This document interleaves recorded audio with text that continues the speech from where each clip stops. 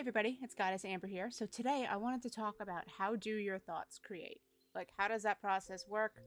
What does that mean? And if you're trying to manifest like a person to do something, what are they going through while this is happening? So stick around, let's talk about it.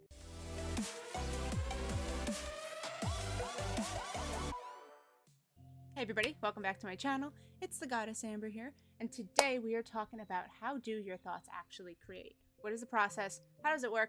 And as a little bonus thing here, if you have a specific person that you are working on manifesting back into your reality, or you just want them to change, or you want to try to perceive them in a certain way, how does your thoughts create affect whatever they are going through and how they feel about it? So the first thing that I wanted to talk about here is how your thoughts create, right? So when you think about something, it triggers an emotion. It creates a feeling, right? Your thoughts create your emotions. It's not your emotions create your thoughts. I mean, you could be sitting there and just go, wow, I'm sad all of a sudden for no reason. No. If you're feeling that way, it's because you had a subconscious thought about something that triggered that emotion. But your thoughts are always going to create your emotions, right? The way that we feel and the way that we assume things, the way that we perceive what is going on, the way that we perceive our own emotions and we attach them to things is how they are going to create. If you have an experience and you're like, wow, that was an amazing experience, I feel so good about this, blah, blah, blah, and you spend the rest of the day in an amazing mood, then whatever happens, you're going to be like, oh, I don't care, this other thing happened, and that was great, and I'm having a great day because of it, and I'm not going to let it bother me. And you're going to create for the rest of that day amazing experiences. You're going to create nothing bothering you, right? Because you're in that like high vibe, like happy, like feeling of like, I'm good, and your feelings help create. Your assumptions and your perceptions also create, right? So when you trigger an emotion, it triggers us to act in a certain way. So if you are happy about something, you're going to act happy, right? You're going to be smiling. You're going to be like charismatic.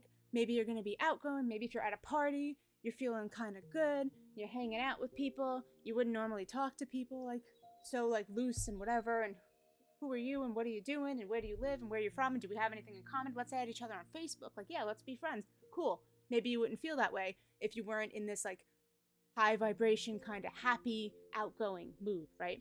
So that thought pattern of you being happy and you being like, everything is great, everything is wonderful, I'm perceiving my life in a beautiful way, cool, nothing that can happen is going to knock me down from this pedestal that I'm on, that I built for myself, great. And that's what you're going to create in your reality. Your thoughts of, I'm a great person, I'm in a great mood, I'm having a great day, is going to push out and create more, I'm a great person, I'm in a great mood, I'm having a great day. And thus the opposite can happen if you are in an upset mood, if you're triggered or sad about something, you're going to create those experiences. How? Your emotions, right? Your beliefs, your perception of yourself, your perception of your emotions, the way that you take your thoughts and your emotions and your feelings and the way that you string them all together is how you create. Because nothing has any meaning at all, nothing means a thing until you attach a meaning to it, right? You can be completely neutral about a situation and it will just create more neutral about that.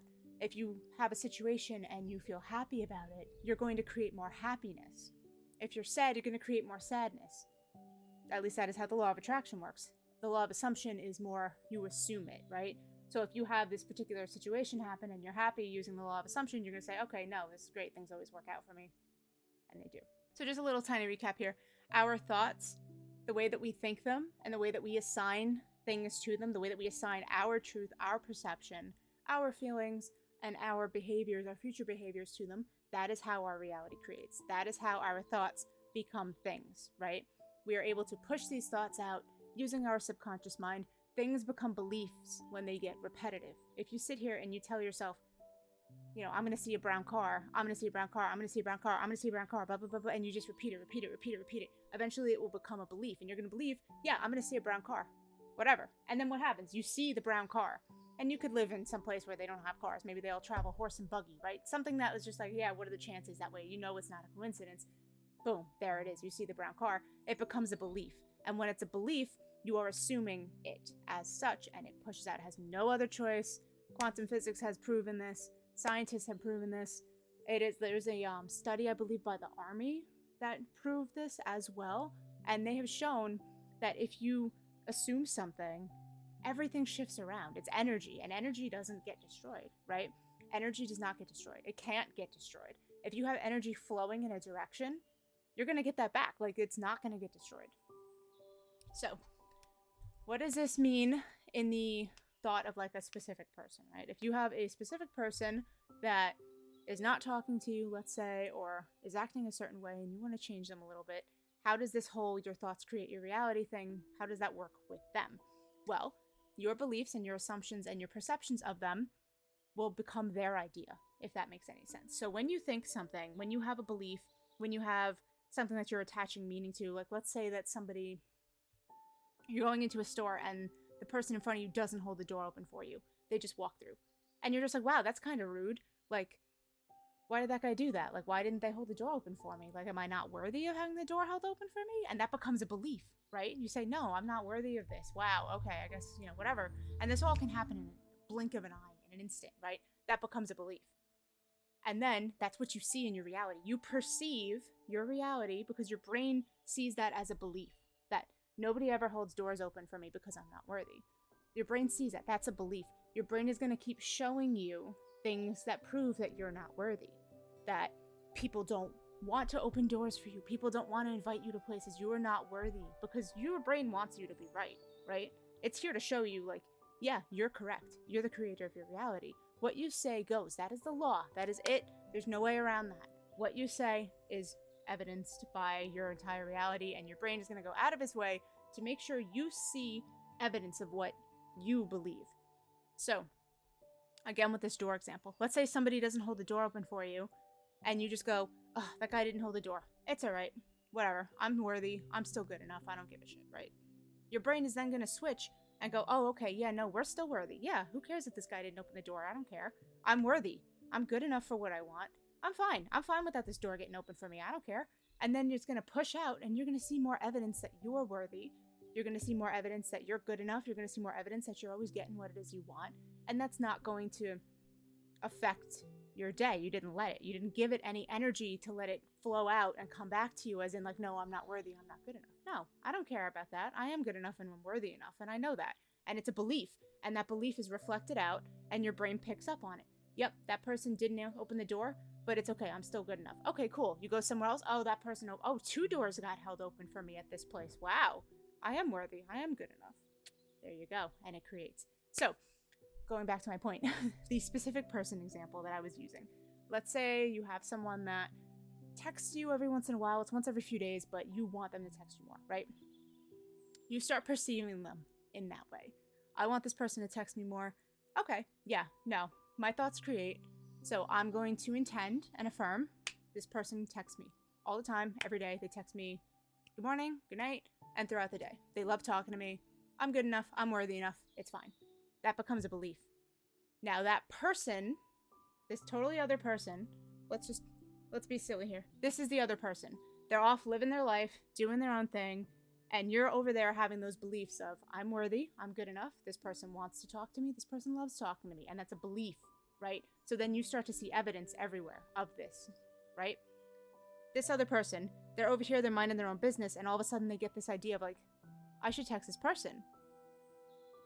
And maybe they don't act on it right away, right? Maybe they think like, I don't know. Nah, I already messaged him yesterday. I usually only talk to him once a week, whatever. You persist in your belief. Nope, this person talks to me every day. Every day this person talks to me. I don't care. Good morning, good night. They always talk to me. That's how I see them. That's it. That will start to get through to that person. The energy will start to build momentum and it will get to that person. And that person is just going to be over there minding their own business one day and just go, you know what? I'm going to text this person good morning. I'm going to text this person good night tonight. I'm going to message this person a little bit more. I have a little bit more time. I just have this feeling that I want to talk to them more. Your beliefs become their ideas. Their ideas. You don't have to bring up anything that you want this particular person to do or say or act. You are the creator. Your thoughts create. Your thoughts get pushed out into reality and your brain picks up on that evidence and shows it to you to prove to you. You think you're the creator? Okay, here's proof. You think this person's going to text you? All right, here's proof. It's going to come to you. And that person thinks it's their idea. They don't think, you're over there manifesting them. They'll just be doing something, they'll think of you. They'll see something that reminds them of you.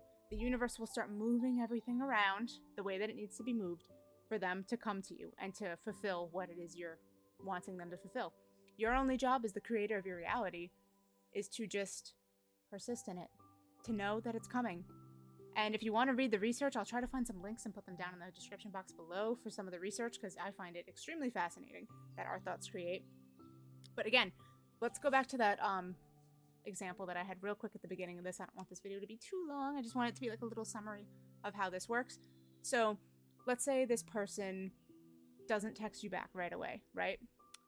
You could look at that and go like, oh my God, I knew it. This person wasn't going to text me, and spiral. Your brain's going to look for that information because your thoughts create. So you're going to go, okay, this person doesn't text me back. I'm not good enough. I'm not worthy enough, blah, blah, blah. And you're going to start seeing the evidence of you not getting text from that person, not getting anything you want, not being good enough, and not being worthy enough, because that's how you create. You attached a meaning to the fact that this person didn't text you back right away, and that is therefore what you created. That is what you felt. That is what you created energetically. That is what went out, and that is what you got.